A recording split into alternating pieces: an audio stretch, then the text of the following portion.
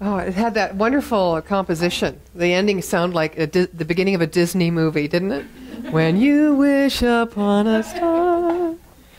That was a Freudian slip there. What? We're starting to clown already. What's the use of trying? Yeah. What's the use of trying, right?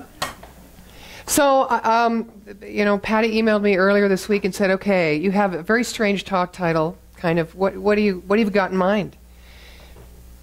And I, flipped into my computer and went, "Oh yeah, I'm speaking about say cheese."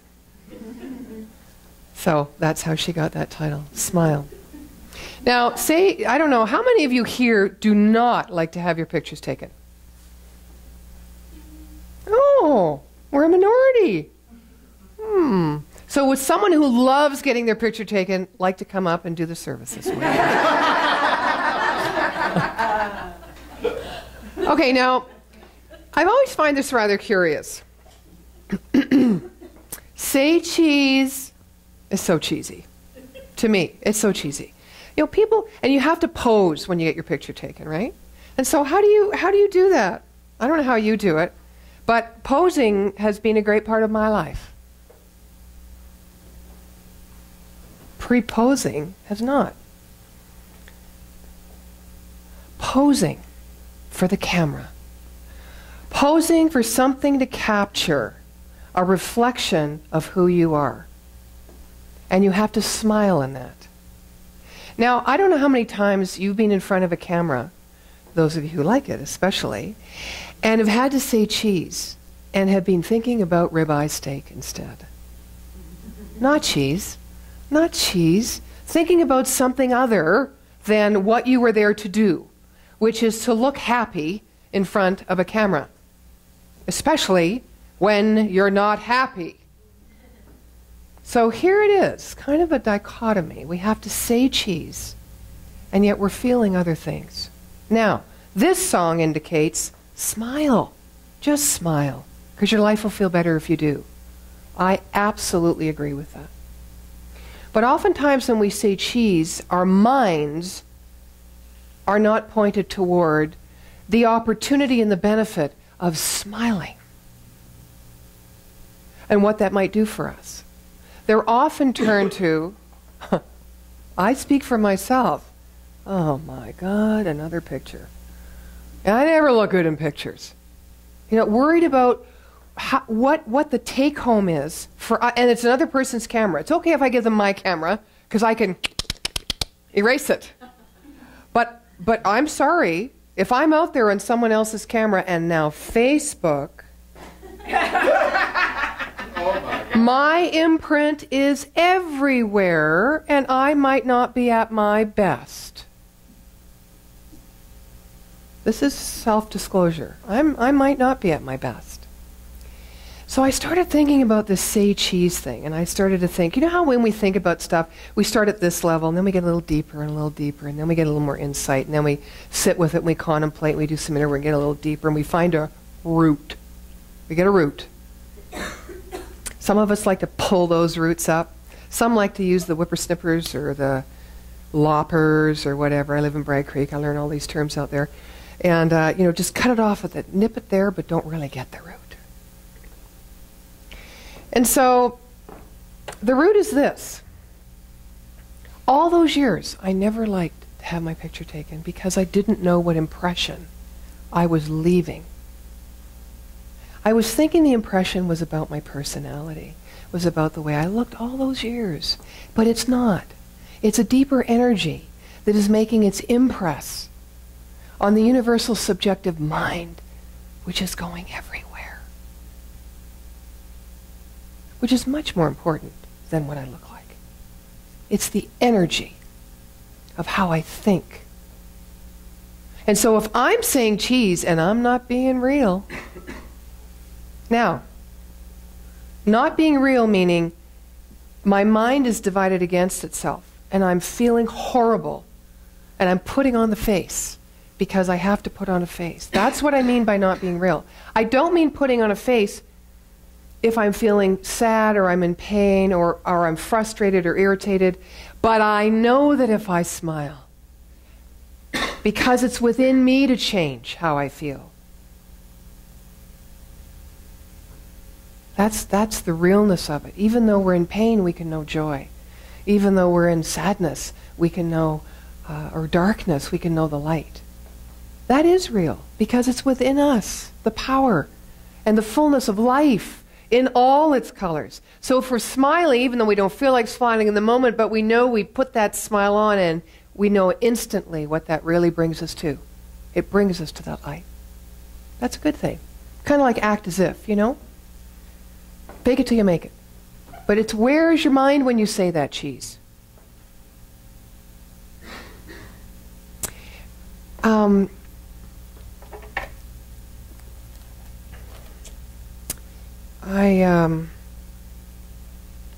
was thinking about my soul the other day as to my personality.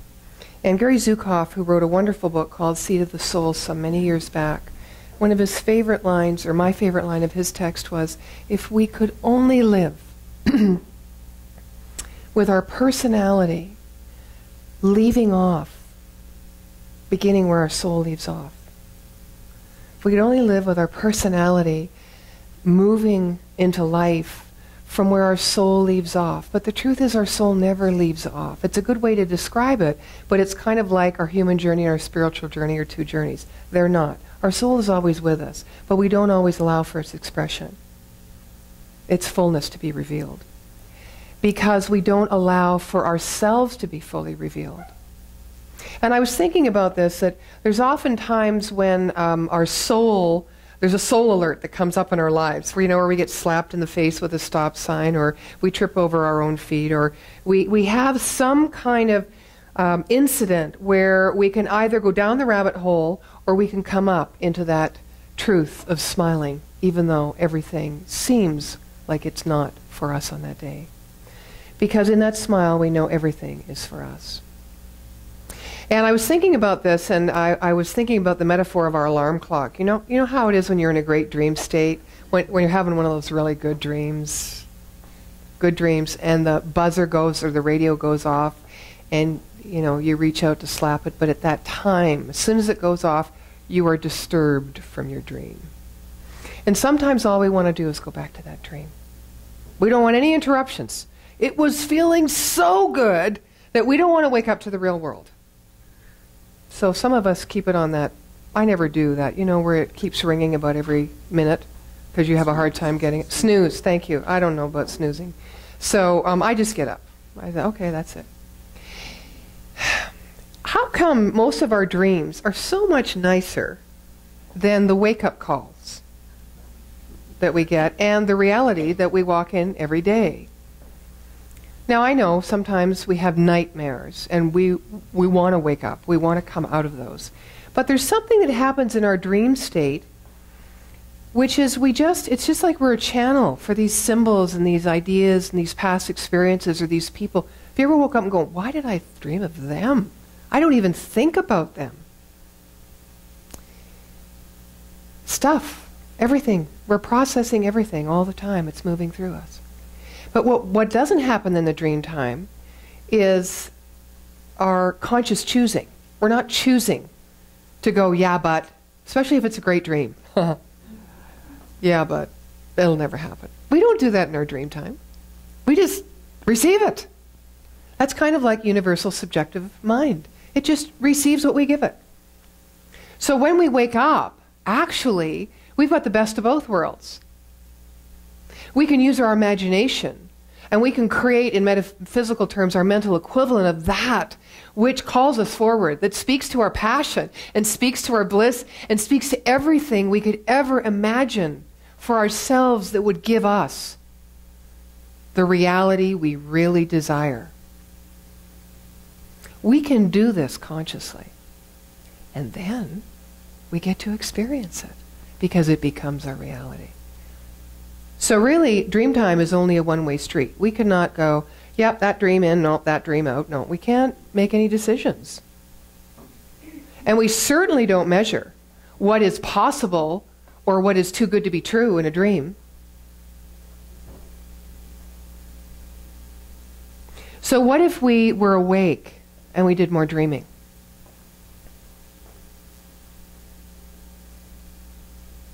Dr. Holmes, who wrote The Science of Mind Teaching, talks about contemplation and visualization. And I know most of you are familiar with spiritual practice. But it's to take us away from those specific ideas and concepts about, most importantly, who we are. Because truly life becomes a reflection of who we think we are through our own perceptions. Because however we see inside, we see outside. We only have one set of eyes, one set of belief systems. And those we can change. That's the good news. But often, those ideas, and Dr. Holmes calls that our mental atmosphere, where we hang out most of the time, are the ones that determine how our reality shows up in our lives. One of the interesting things about mind is that it is in two states. It's conscious, the part that's aware, that can decide and measure and analyze. And then it's the subjective conscious, which just takes those conscious thoughts and reproduces them. The subconscious mind is that piece of universal God mind that's creative that we use. And one thing about subconscious mind is it does not know the difference between a fact, meaning what has happened to us in the physical world, or what we think about it. It does not know the difference between that and what we can imagine or create or dream. It doesn't know the difference. So if we hang out more in dream time when we're awake, those ideas of what is possible, even though we haven't experienced it yet here in the physical world, the more we turn our mind and our focus to that, the more we're going to start creating that reality in our life.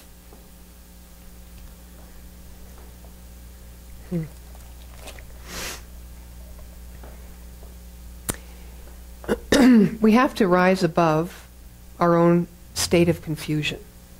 And our confusion, I think, for me anyway, and I don't know if this will ring true for you, is where we're divided in giving power to two different realities.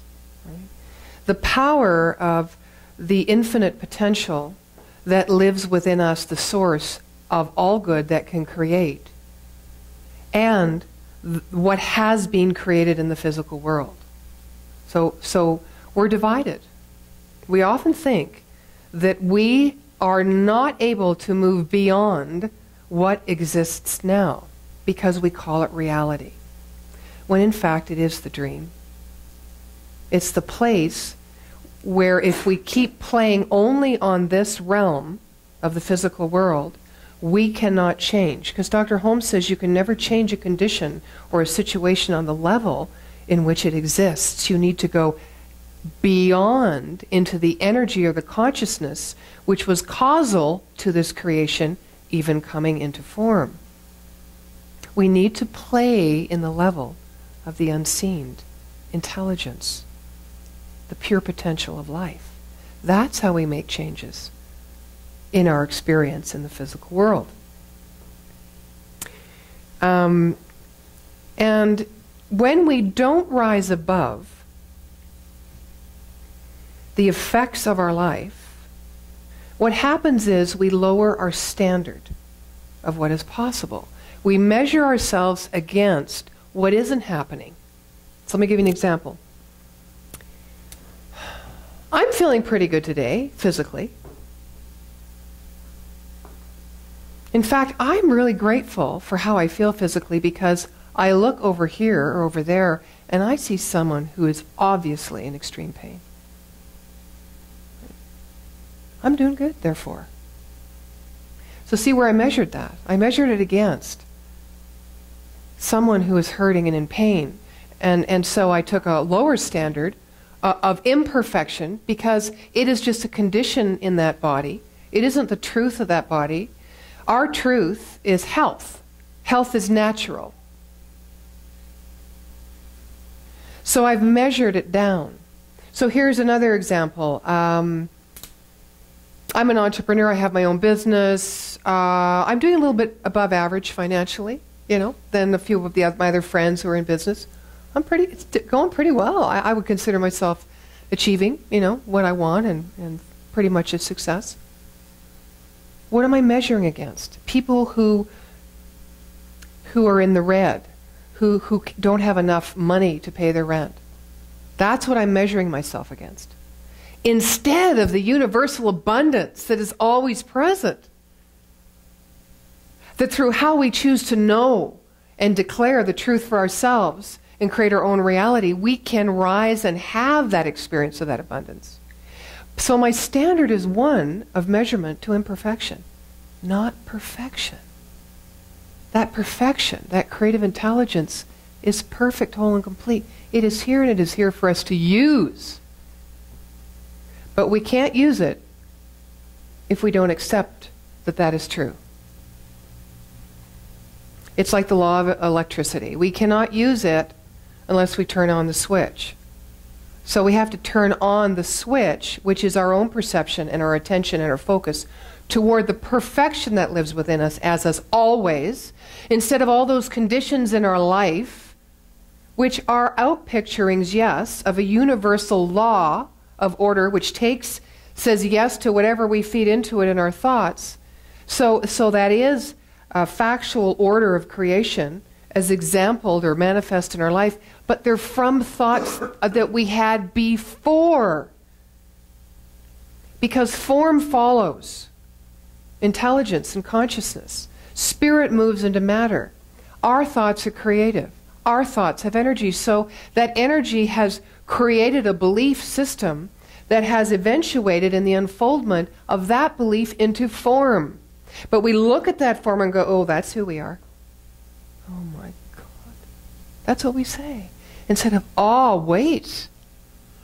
Yes, this is a result of what has gone before in my mind, but this is not where my mind is now. Give you an example. Actually, this is taken from one of Dr. Ernest Holmes' journals in his client work as a practitioner. He says, a young woman came in for advice. She worked in an office where the office manager seemed unbearable.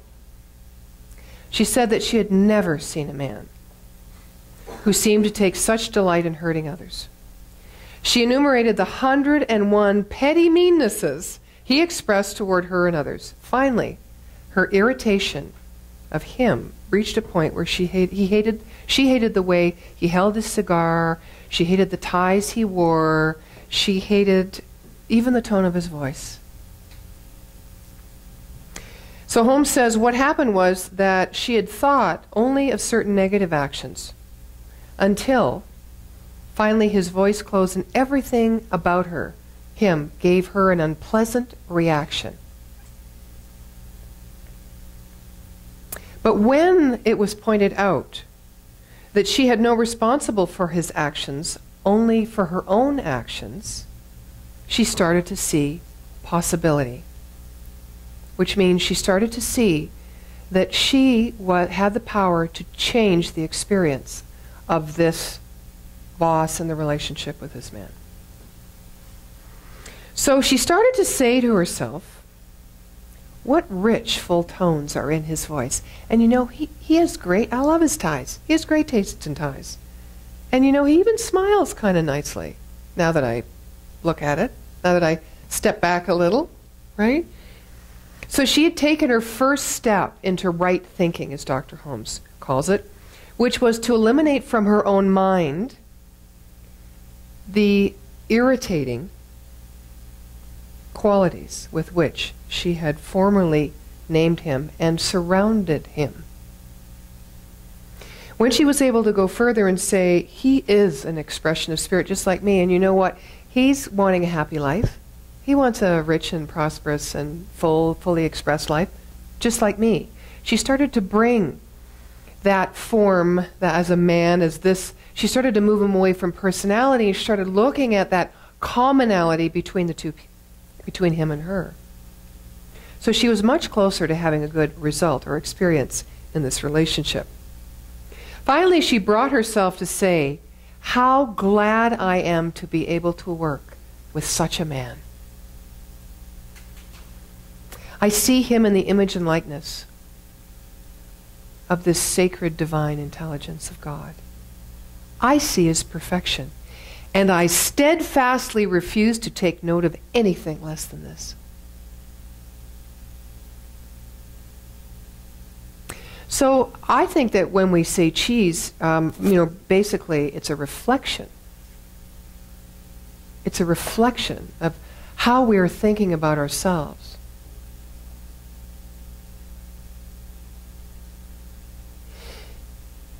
And if we start to look in the mirror and smile at ourselves, it is because we are starting to see, we are developing that ability to see the perfection of what is possible by means of us, not what exists right now by means as what has gone by in the past. Could we smile knowing that in this presence that is in us has the power to create anything we wish? Could we smile in our own presence instead of for someone?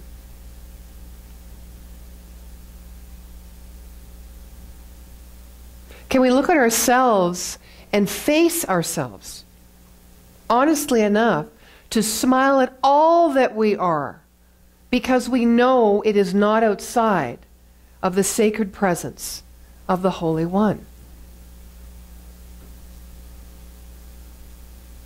I, for one, will never be the same in front of a camera. Even though I've made my baby steps and I've moved toward this idea.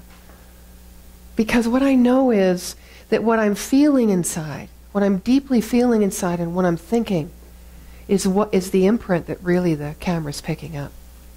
It isn't what I look like. And so I'm so much more conscious today than I was in years past. And I can stand now, and it's not just in front of a camera, because a camera is a reflection. So really the camera lens is everyone's eyes. The camera lens is everyone's feeling intuition. The camera lens is that part of mind which exists equally in everyone, taking the impress of my energy.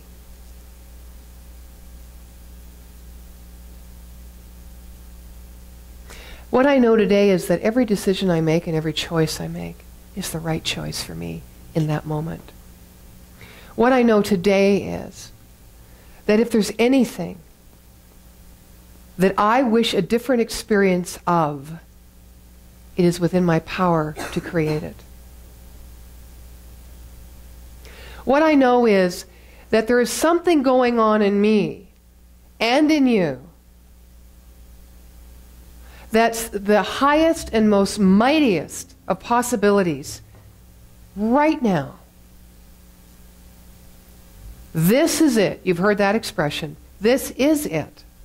Because it is who you are.